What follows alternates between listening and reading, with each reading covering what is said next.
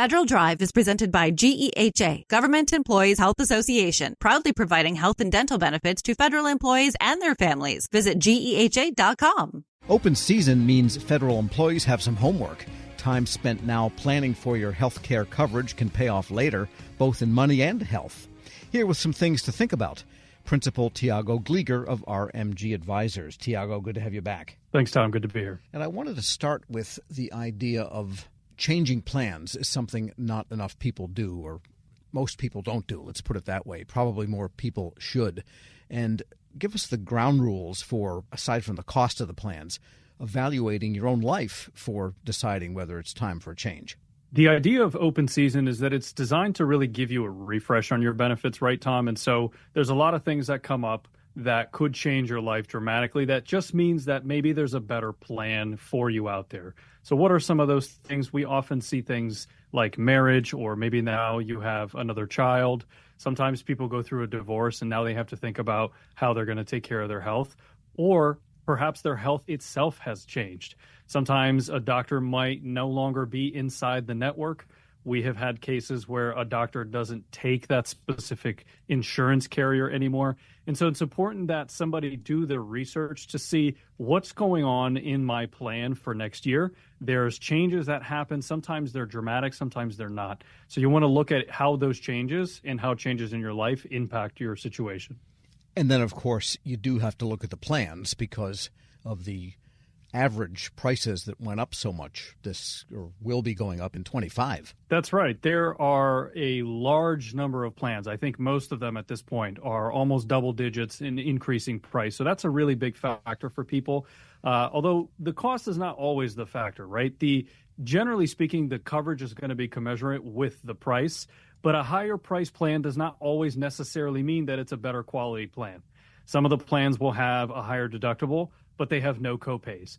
Other plans will have a copay, but maybe it's a lower deductible. So you have to see which one may work out better for you depending on what you're looking for. And a really good place to start to do that is to look at the plan summary brochure. That is something that the insurance carrier will provide for each individual plan. And they talk about, if you have these scenarios, what can you expect your out-of-pocket costs to really be? Because each plan is not just a plan, but they have A, B, C, D, E, F, G that you have to look at. That's right. There are some plans that will be preferred providers, like the PPOs. Others are health maintenance organizations, HMOs. There's high deductibles. And then to your point, even within those, there's a higher plan and then there's a lower plan. Blue Cross Blue Shield is the really popular one where folks will get Blue Cross Standard, right? And then there's also Blue Cross Basic. And so those two plans operate very similarly, but one is a higher cost because there's some additional coverages. Yeah, so the words don't really quite describe it very well, standard and, plus or something. I mean, you got to really look at those charts, I suppose. And there's a total cost there, too, which is the premium plus things like copays. That's right. When people look at their insurance costs, they should be considering how much they're going to be using the plan. Because if there's a copay, every time you go to the doctor, you're paying $25, $30. You should think about, if you have a recurring physical therapy appointment that you go to, tally that up. And you need to add that to your actual premium cost for the year.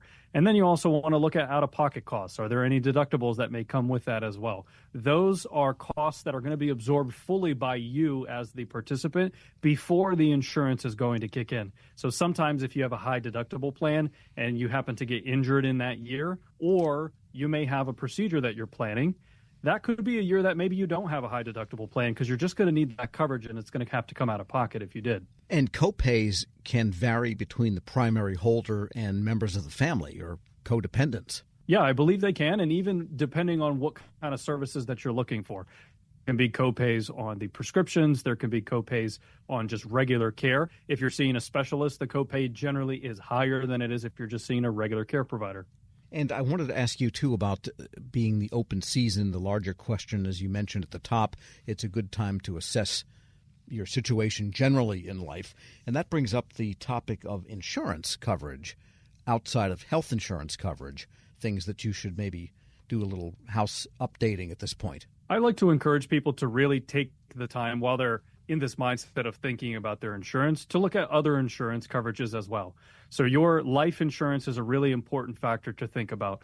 FEGLI does not have open season as regularly as everyone else does, but that doesn't mean that you shouldn't still be looking at your life insurance. But there's also other parts, like long-term care. That, too, is still closed for new applicants, but you can be looking outside for your long-term care coverage as well. But even things like property and casualty, Tom, if you think about the price of your house and how houses have risen in cost and in value over the last several years, when's the last time somebody has looked at their coverage for home and property and said, do I have the minimum amount of coverage that my insurance company tells me I need to have?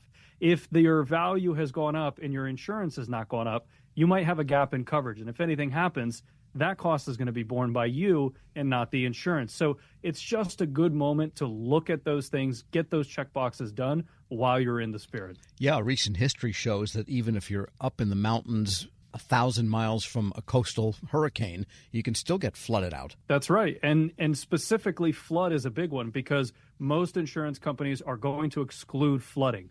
Another one that's really popular, especially if you live in colder climates up in the Northeast or Chicago, pipes that are freezing. This is a specific exclusion out of home coverage policies, and a lot of people don't have the coverage unless they specifically ask for it. So if you live in these higher northern states and your pipes are freezing, that could be a catastrophic loss to you, and I've seen it happen. Yeah, so if you go on vacation, turn off the water and drain everything. It's worth the effort when you get back home. We're speaking with Tiago Glieger. He is a principal at RMG Advisors of Rockville, Maryland. And getting back to the open season, what are we seeing in dental and vision? I mean, this is a big part of people, especially feds that are getting a little long in tooth there, you might say. That's right. As you progress through your life and you are looking towards retirement, you don't want to neglect those two things. The dental and vision is a much easier solution because there's really not as much choice as there is in the FEHB plans. But what you want to really think about, especially when it comes to dental, are whether or not you are planning any upcoming procedures.